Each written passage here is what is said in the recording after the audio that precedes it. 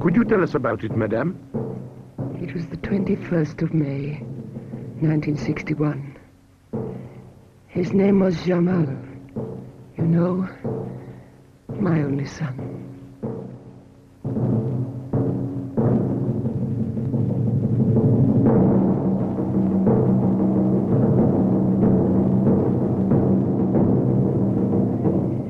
It was the day of the armistice. The 21st of May, 1961. Of all the long war, this was the day my son should have lived to the end. In the morning, the radio said I was listening and was sure that my son was hearing it too.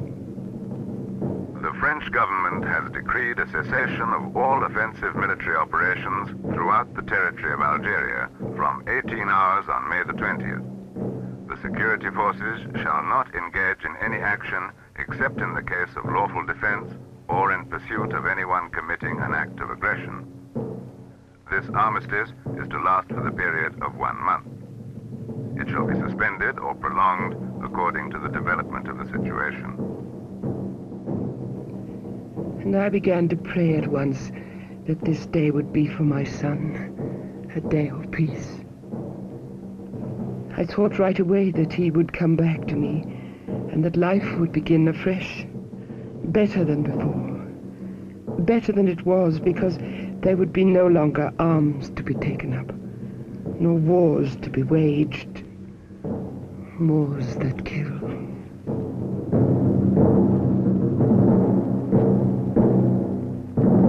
Just imagine it, monsieur.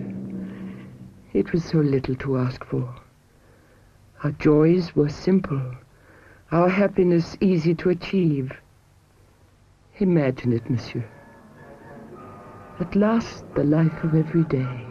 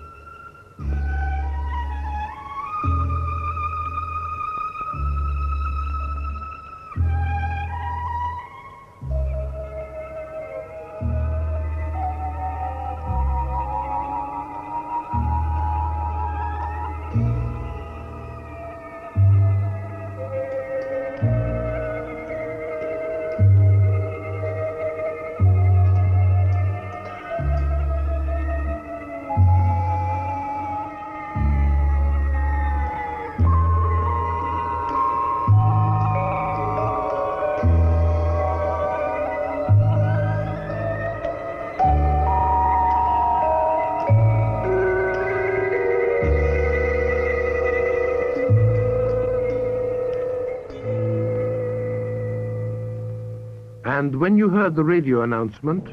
I was so happy. I could imagine my son, Djamal, and all the others jumping for joy.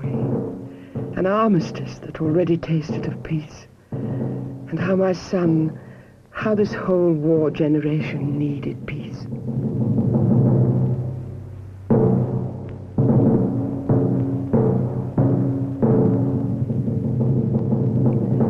If only something simple as love, the face of a young girl, pure and fresh like spring water. Do you know the tale of the two princesses, two sisters, both beautiful as the day, who were so fond of each other?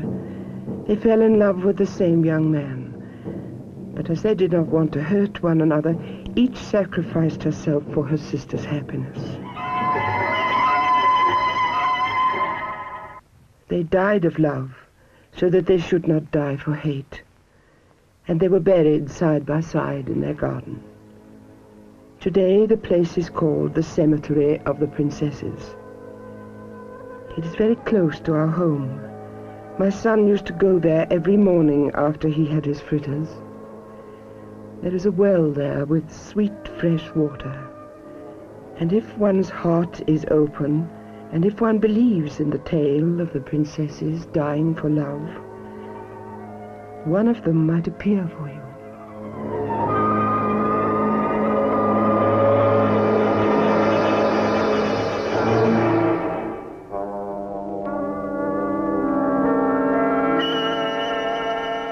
Did you feel anything else when you heard the announcement of the armistice? I felt fear, as if I sensed the danger threatening my son. A greater danger than ever before. I told myself, he must be careful. He must beware. But then I told myself, there are the leaders. They must know. They're certain to take care. They'll tell him to look out for any trouble. When war is dying, there are deadly shocks for those whose lives it carries within its clenched, mailed fist. The war held on to my son. It would not let him go.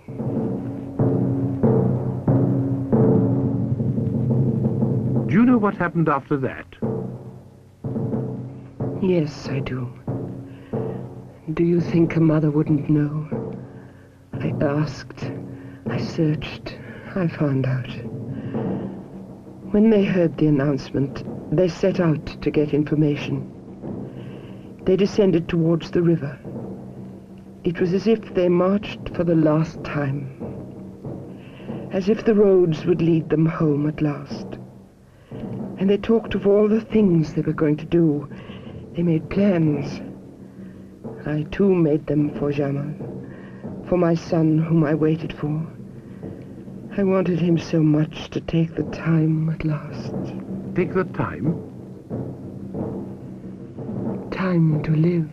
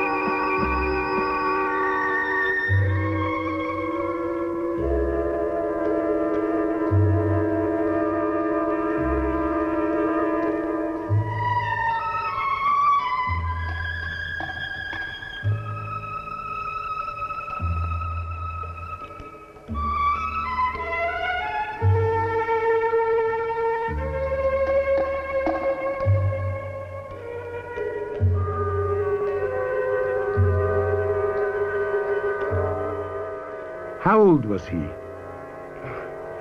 Old enough to get married. How happy I'd have been with the grandchildren who would have looked like him. I know well. He let himself be caught by the first young girl he met. That happens always. But I was on the lookout too. I'd have found him a pretty, kind girl who would have made him happy. And if he'd been stubborn, running after his dreams, I'd have warded off the danger. I know how to cast spells. My potions are strong. And I'd have shuffled the cards well. I'm his mother.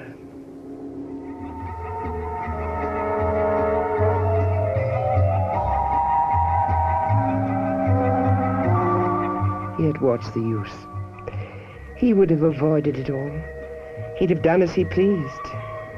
He was my son.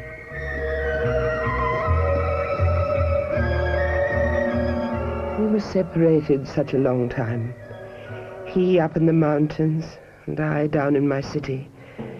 So close and so far apart. Perhaps even closer on that day, the 21st of May, 1961. The day that was to end by separating us forever. Carrying him away with my dreams and his dreams. His dreams of a young man. Dreams of brotherhood and the fullness of love. And mine, the dreams of an old, bitter woman, robbed of all she had.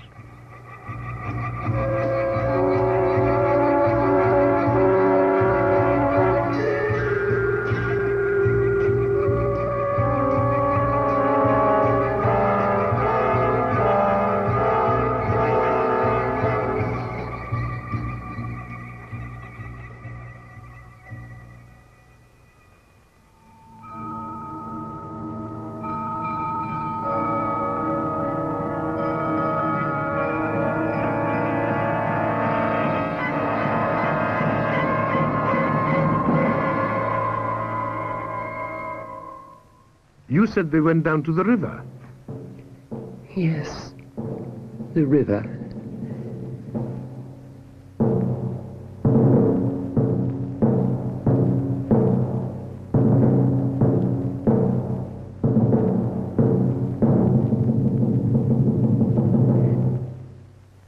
It looked as if the armistice was being observed. All day long their march was undisturbed.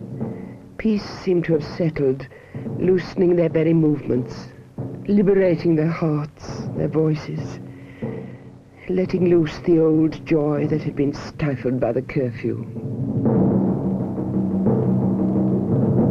A song rose before long, defying the war that still lay in ambush, the war that had already chosen the place where my son was to become its victim.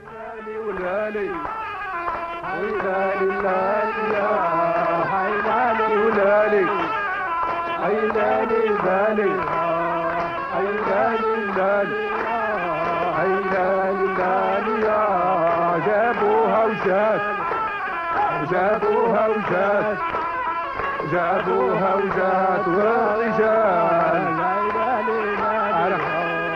عيدالي ولالي ويا ودي يا بي ويا ودي يا بي عيدالي ولالي عيدالي ولالي عيدالي ولالي هي هي عيدالي ولالي عيدالي ولالي It was here? Yes, here.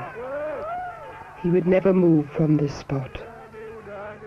Any other day, it would have been bad enough, but it would have been endurable. He had left to fight. I knew what it meant. He knew too. But on this day, it should have been a day on which both of us should have been allowed to dream. A day to submit willingly to the spells of love, to the charms of hope, and the longing for immortality.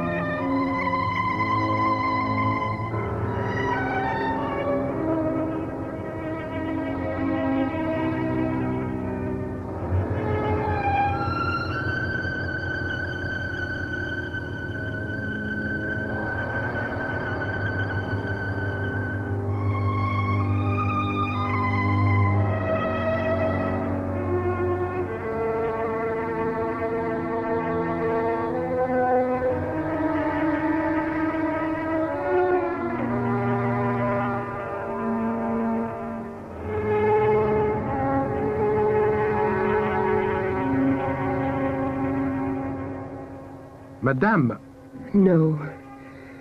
Let me follow to his end the mirage of my life. For what do you think we are running after, if not after a certain image of peace? My son spent 7 years searching for it. He began to catch a glimpse of it at the end of the day on that 21st of May, 1961, at the end of the first day of the ceasefire.